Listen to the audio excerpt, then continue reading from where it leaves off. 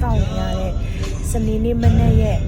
မနက်စာရောင်းတဲ့အမစီကိုသွားပါပြီရှင်။တစ်ပတ်မှာတစ်ချိန်ပဲရောင်းလို့စီစီကတော့အိမ်နေမနက်စာကိုအဝတွဲပါတယ်။တခါတည်းနဲ့နှစ်ပွဲစာတုပ်ပြီးတော့မှလေမခိုအောင်လို့ဒရဇက်စားပါတော့မယ်ရှင်။ဆွဲဝက်ကောင်းတော့ခောက်ဆွဲနဲ့ဝက်ကောင်းနဲ့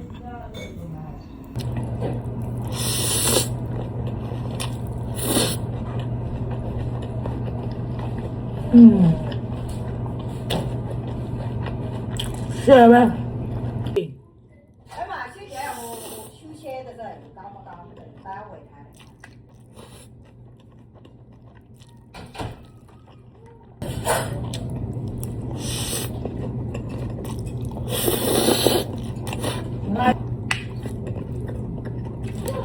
ကောင်းနေရော